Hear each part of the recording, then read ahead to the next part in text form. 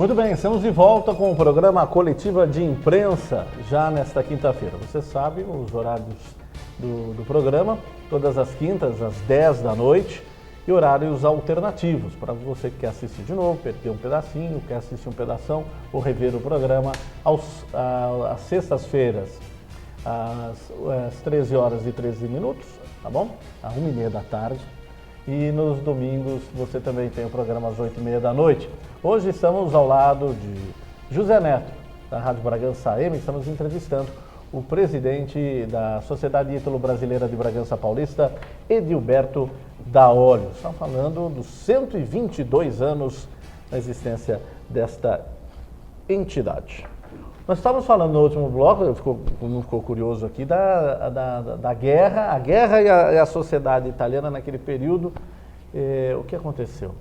Nós tivemos duas, né? A primeira e a segunda ela viveu, né? A Primeira Guerra Mundial, quem sou eu para ficar dando aula de história aqui, não é? Não, os professores de história são muito mais competentes do que eu para mencionar. A primeira Guerra Mundial teve efeitos muito menores no Brasil. Foi uma guerra que ficou mais adstrita à própria Europa, né? Agora, a Segunda Guerra Mundial, ela se espalhou por várias partes do mundo e, inclusive, o Brasil participou dela, com pessoas, com muitos descendentes de italianos, com muitos filhos de italianos combatendo lá na Itália. Meu pai mesmo fez parte da FEB, só não foi para a Itália porque ficou no litoral brasileiro. Ficou em Fernando de Noronha por 8 meses e outros mais 3 anos no litoral brasileiro, filho de italiano também, né? A Segunda Guerra Mundial afetou diretamente as entidades, não só italianas, como alemãs, japonesas, e eu vou citar alguns exemplos para os senhores. Em 1942 ou 43, o presidente Getúlio Vargas, quando declarou guerra ao eixo, né, ao eixo que era composto pela Alemanha, Itália e Japão, proibiu todos os tipos de associações desses três, que fizesse alguma menção a esses 3 países. E todas essas associações tiveram os seus bens nacionalizados. Então vejam, não foi somente a Casa de Itália de Bragança que foi nacionalizada, né? O Palmeiras chamava-se Palestra Itália e foi nacionalizado e passou-se a chamar Palmeiras. Em Minas Gerais, o Cruzeiro também chamava-se Palestra Itália, tornou-se Cruzeiro. O Germânia, que era o clube dos alemães em São Paulo, passou a ser o Clube Pinheiros, e assim no Brasil todo. Então, nesse momento da história de Bragança, a Casa de Itália sofreu uma crise de identidade muito grande, porque aqui já haviam 3 ou 4, podemos dizer que a gente já estava na 3ª geração de brasileiros, né? Então os avós eram italianos, né? Os netos já estavam arraizados no Brasil. Essa guerra contra a Itália já era de brasileiros contra italianos. Então, a Associação Nipo-Brasileira ainda não tinha sido fundada aqui e não havia nenhum clube germânico. Então, o ódio todo se voltou contra a Sociedade Ítalo-Brasileira. A Sociedade Ítalo-Brasileira, que foi invadida mais de uma vez, teve seus bens depredados, teve a bandeira da Itália queimada em praça pública, né? Os jornais. Até há pouco tempo, o Dr. Chiarion editou um artigo da época que comentam que a juventude, os estudantes da época, que eram os mais afoitos, retiraram as placas da Travessa Itália. Já havia a Travessa Itália que sai ali em frente à Santa Casa, né? Arrancaram as placas da Travessa Itália, né? E saíram desfilando com elas pelas ruas. Deixou de se chamar Travessa Itália nesse período. Então, nesse período os bens da sociedade foram entregues a uma outra entidade aqui de Bragança. Então deixou-se de existir a Casa de Itália, né? Somente na década somente em 1947, 48, que voltam a se reunir os italianos de novo, né? E mesmo depois da guerra, muitos deles por temor porque muitos deles sofreram perseguição econômica. Aqui em Bragança, felizmente, nós não sabemos de casos de perseguição física, né? Felizmente, não sabemos de atos de violência contra italianos, né? Sabemos da queima da bandeira, de troca de tiros em frente à sociedade, mas felizmente outras violências, outros tipos de violência não. Mas a perseguição e o temor ficou, né? Esse temor, vamos dizer assim, dispersou essa comunidade de descendentes de italianos, né? Essa dispersão, ela durou muito tempo. Aí, com o tempo, a sociedade passou a ser locada para outros negócios que não tinham mais o interesse de congregar a comunidade italiana, e isso aí foi servindo para espalhar os oriundi, né, esse povo descendente de italianos aqui de Bragança. Bom, mas o episódio da Segunda Guerra é um episódio muito marcante, e famílias que passaram, que tinham ligações com, tinham comércio e eram de italianos na época, se não foram perseguidas, foram de certa forma maltratadas e tiveram graves problemas. Ainda bem que isso faz parte do passado, né, Dauri? Graças a Deus, Antônio Carlos. Faz parte do passado. Mas uma pergunta interessante, do que a sociedade ítalo-brasileira hoje vive? São dos associados, dos eventos, qual que é a renda, né, que permite que uma sociedade de 122 anos volte com toda esta força hoje? É muito interessante. A nossa sociedade ítalo-brasileira, quando a nossa diretoria assumiu, e é natural que isso acontecesse, não é uma sociedade que ela estava com alguma dificuldade de funcionamento. A primeira coisa que acontece é o seu quadro associativo ir se dissolvendo, né? A gente, infelizmente, viu e está vendo isso acontecer com a sociedade espanhola. Sim.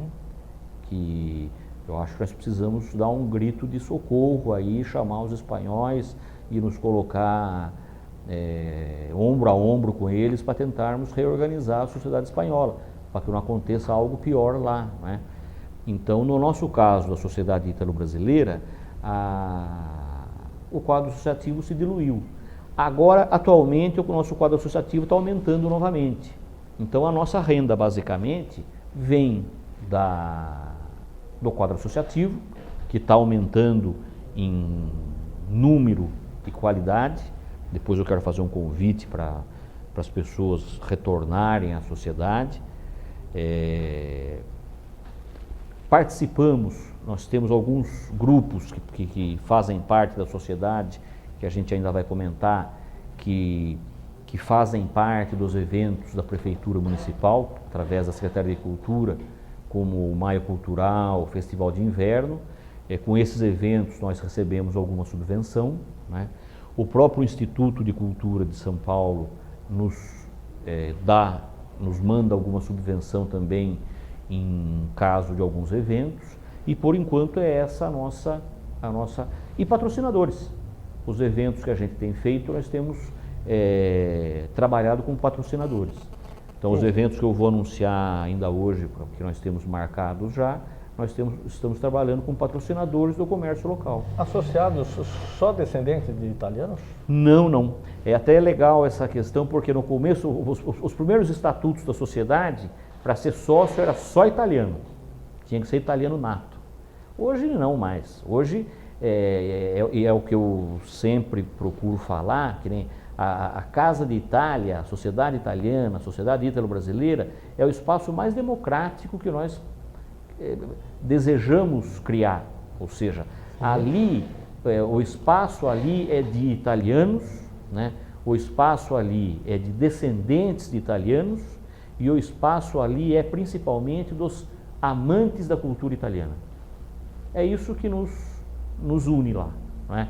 Então, porque os italianos, a minha família veio para o Brasil em 1885. Então, não tem mais ninguém vivo, né? Então nós somos os bisnetos, tataranetos dos italianos, né? Então o que nos une lá é o gosto pela cultura italiana. Então não é necessário que sejam italianos. E é uma cultura deliciosa, né? Falar a verdade, a cultura... Em todos os sentidos. Em todos os sentidos. Ia falar da gastronomia, A né? gastronomia também. Bom, Dauri, nós temos também, né, já esse trabalho todo, e vocês também se preocupam em conceder à sociedade algumas coisas, como curso de italiano gratuito, escola de música. Fala um pouco para a gente dos eventos e como vocês estão tentando atrair, né, esses amantes da cultura italiana. Perfeito. O curso de italiano, que é dirigido pelo nosso querido professor Ângelo Giuseppe Acchini, nosso conselheiro também, o professor Ângelo, ele é um baluarte na nossa sociedade, porque mesmo nesses momentos anteriores, onde a sociedade vivia momentos de crise, ele manteve o curso de italiano. E o curso de italiano para nós é importante porque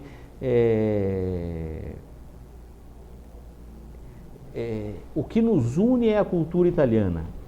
O que nos une mais ainda é o conhecimento de um pouco da língua italiana, que faz com que a gente conheça a cultura italiana melhor. Não que nós tenhamos que conhecer o italiano dantesco lá, claro que não, eu também não conheço, né? Mas um pouco do italiano é bom conhecer, e é uma língua importante, né? Eu comentei com os senhores, e isso é um projeto do consulado, do governo italiano, né? A Itália, como sabe que ela tem presença no mundo todo, né? Ela divulga e estimula os cursos de italiano, de língua italiana, exatamente para que a língua italiana seja, depois do inglês, é claro, que é a língua universal, a língua mais falada no mundo. Isso até a nível econômico, né? Por quê? Porque no mundo todo você encontra descendentes de italiano, aonde você for no mundo, né?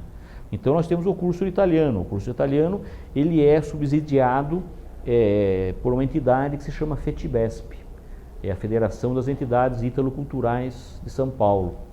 É uma entidade que recebe subvenção do governo italiano, só que, no entanto, com a crise pela qual o governo italiano está passando, não tem nos repassado verbas, mas continua sendo nossa parceira nessa tentativa de continuar divulgando a cultura italiana.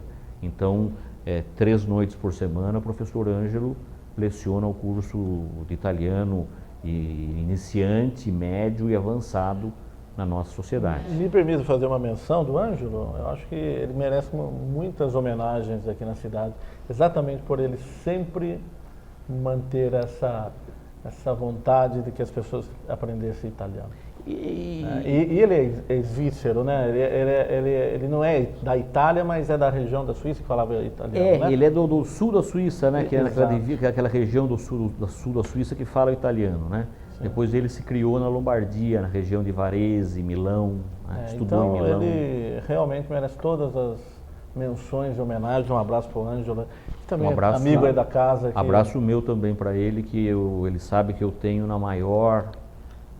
maior grado, porque ele é um difusor da cultura italiana. Um batalhador. Leciona no tiro de guerra, gratuitamente, leciona no Fundo Social, até pouco tempo lecionava no Fundo Social, leciona na paróquia de São José, aonde reuniu 2 pessoas que querem falar italiano, chama o Ângelo que ele está lá.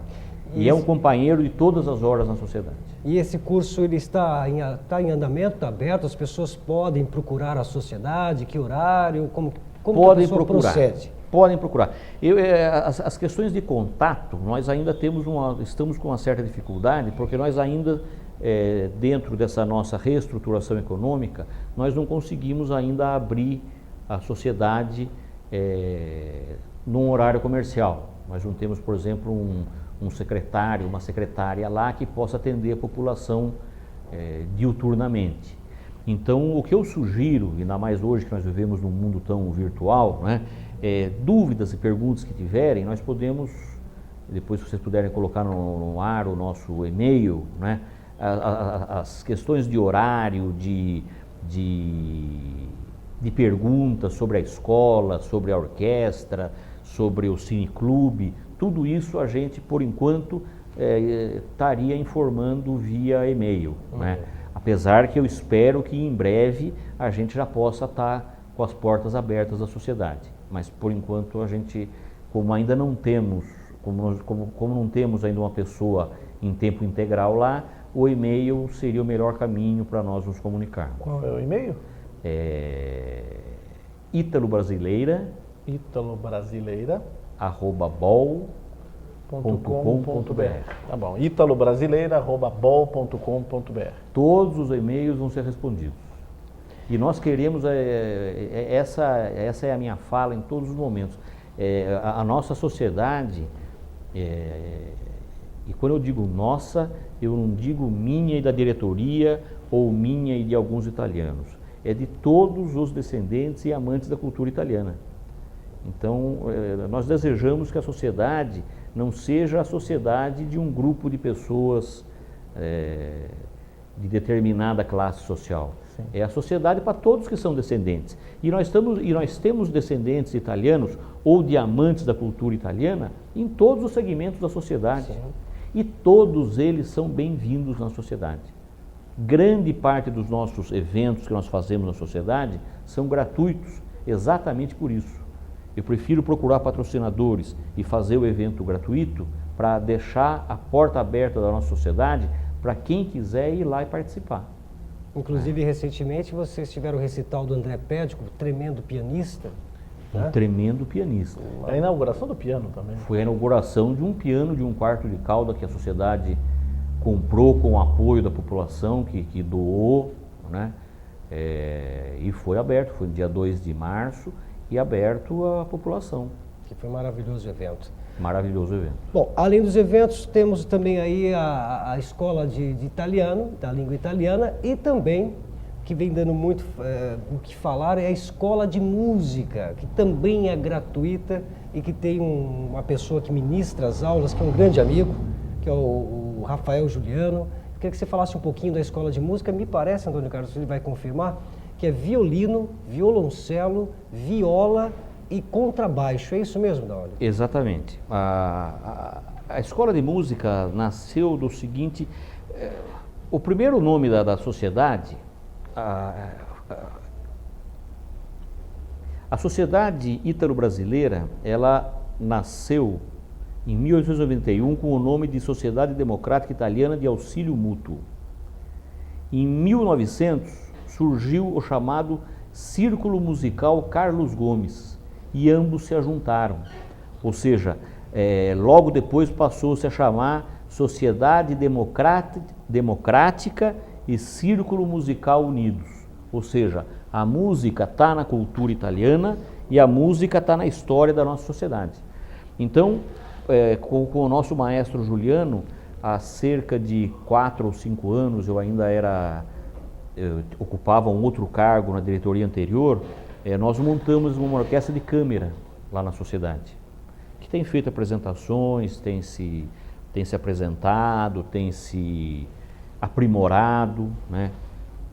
Tem trazido solistas. Fizemos há pouco tempo uma exibição com um solo de harpa, com uma harpista do Exército Brasileiro, né?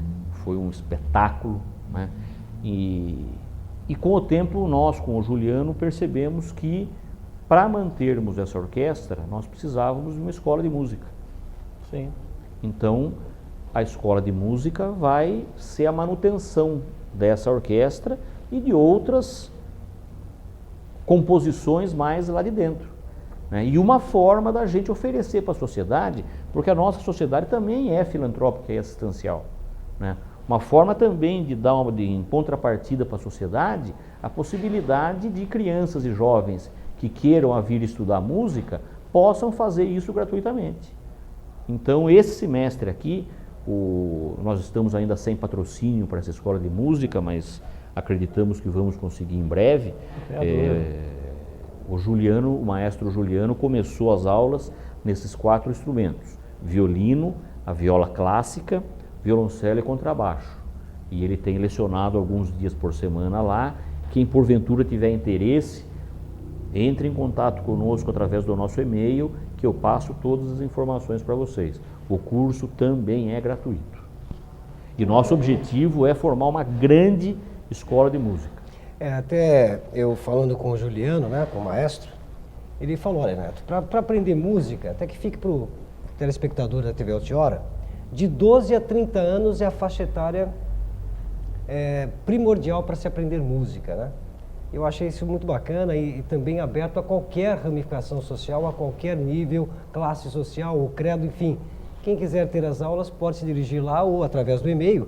E também tem o site, né, Daulio, que se você me permite eu podia falar por aqui. Por favor. Que é o www.italobrasileira.org.br, que está um site muito bem feito, viu, Antônio Carlos? Sim, aliás, esse foi o trabalho de vocês também que colocou na modernidade a sociedade, né? Quer dizer, uma preocupação que nós tínhamos, e nós temos, é que a gente tem que ter paciência, porque